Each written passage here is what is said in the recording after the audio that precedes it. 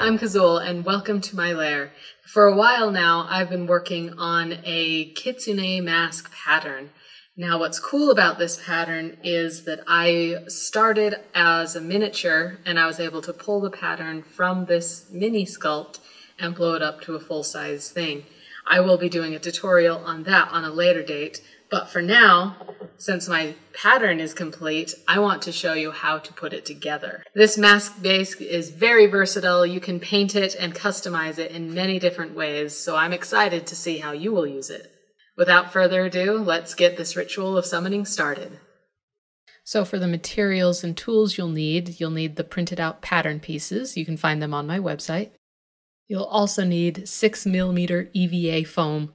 You'll also need a ballpoint pen. I like to use this 4-color pen. You'll see why. You'll also need a utility knife to cut the foam, and it really helps to have a sharpener nearby so that you can quickly hone the edge. You'll also need contact cement. I use Dual 88, but Barge will work just fine here. And you'll need a heat gun to help shape the foam. Optionally, you can use one of these pattern notchers. They're useful but not necessary. Also, you'll maybe need a Dremel with a sanding drum bit. This isn't necessarily required, but will help you out a lot. So after you get your pattern pieces all cut out, you'll notice that there's these green registration marks, and you'll need to cut those out, either using a pair of scissors to cut a little V, or you can take your utility knife to cut a V out.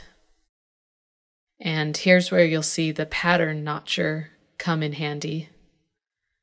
It's really easy. You just have to punch it out, and it makes these nice little notch shapes on all the registration marks.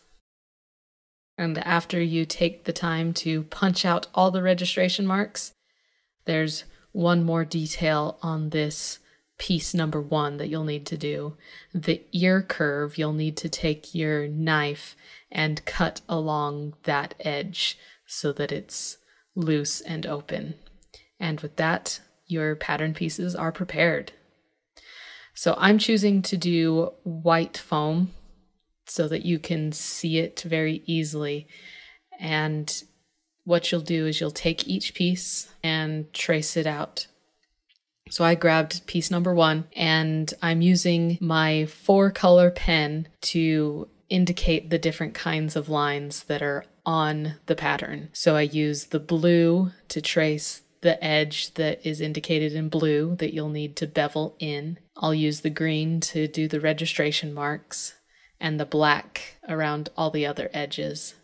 And I'll also be careful and trace the line of the ear curve onto this piece. Some of the pieces say cut to. That means that you'll flip it over and trace it on the back side. Now, see, it can show up on darker foam like this when you trace it. It's just a little bit harder to see, but is still manageable. Now it's time to cut it out. So all the black lines that you traced need to be cut out at a 90-degree angle. I'm using my utility knife, going slow, making sure to be holding the knife perpendicular to the foam so that I can get a nice clean 90-degree edge. It helps when you pull from your shoulder and not move your wrist, and that way you can lock it into the right angle and then pull.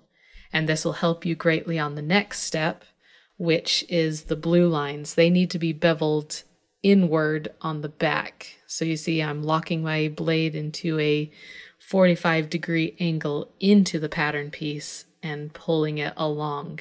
Now this kind of cut will require a little bit of practice. So practice on some scrap foam before cutting out your actual pattern piece.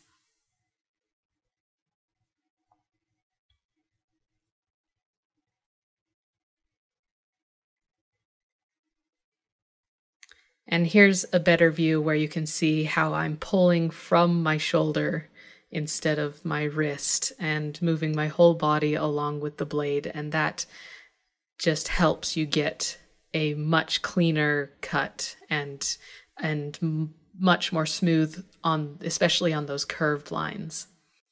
And you'll see as I cut this piece here, my blade is getting rather dull, and it takes me a few cuts to get through.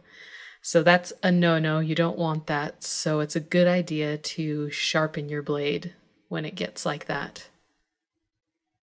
Or if you have a snap-off blade like this, you can, and the sharpening on this tool won't work, you can snap off a segment or two of the blade so that you can have a nice sharp piece. It's really important to have a sharp knife, especially for those beveled in cuts, because it just helps make it a ton easier.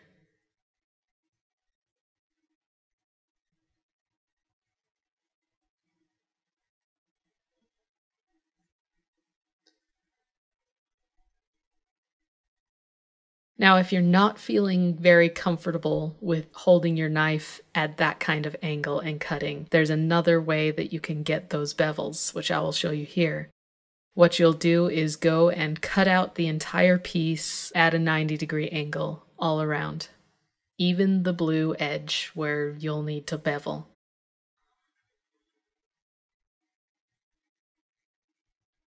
Flip it over on the back because that's where the bevel needs to be, and take a pen, and I'll take and measure the thickness of the foam with my finger and then press my finger into the pen so that I can hold that same thickness, and that way I can go and trace around the edge and have the thickness of the foam draw a line inwards.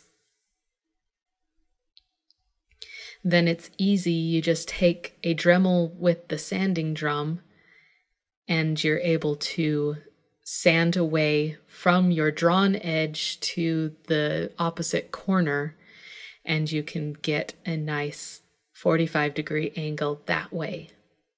And you'll notice that I also have the tube of a vacuum there to help collect the dust as I sand it.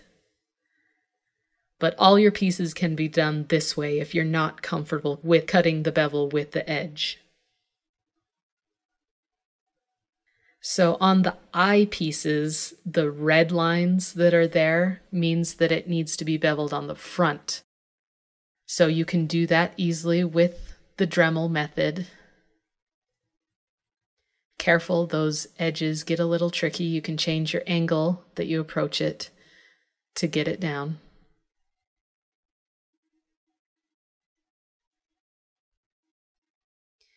But if you like cutting it with the blade and want to do it that way, you'll have to cut the pattern piece at that dotted line instead.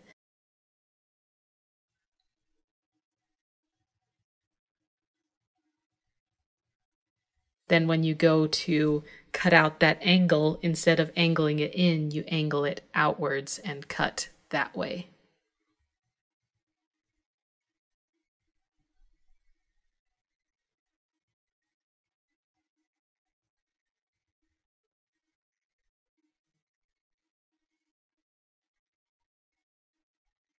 And that's how you get those beveled cuts. Now that you have them all cut out, it's time to glue them together, and I like to do it in sections. So the first section will be both pieces of 1 and 2, then pieces 3 and 4 to attach to get to each other, then both of piece 6 and 5. Contact cement, how you use it is you paint on a layer on all the edges that you want to glue together, and you wait for it to dry. I like to do 2 layers of glue, but after it's dried, then you can press them together and it creates an instant bond. So here I am putting together both piece 1 and then attaching piece 2, making sure that those registration lines line up. So now I take piece 6 and attach it together, and then put piece 5 on. Then for piece 3 and 4, I like to start at one end and line up the registration marks, then go to the back and line up those registration marks, then fill in the middle.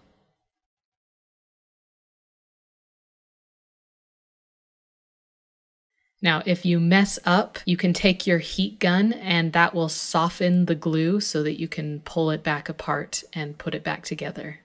And of course, you'll also have to glue that front beveled edge together. It may require a little bit of cleanup. You can do that with your knife or the Dremel to clean up that edge. Now you have these 4 pieces. I like to take these 2 pieces together. Again, starting at one end, then going to the other, and then matching up the middle pieces. It's really easy to get the glue to touch and link in a part that you don't want. Just soften the glue back up, pull it apart, and put it in the right spot.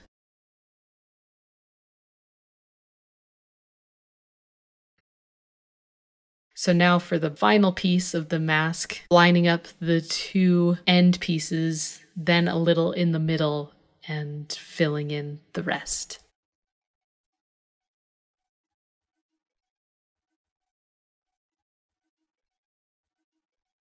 It's time for the ears. Use your heat gun to heat up the foam and then hold it into a curved shape.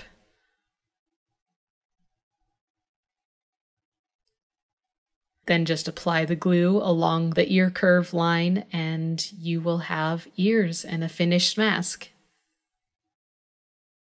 And there you have it. Now you have a Kitsune mask base that you can customize, seal, and paint in any way you want. So thank you so much again. I'm Kazul, reminding you to embrace your inner beast.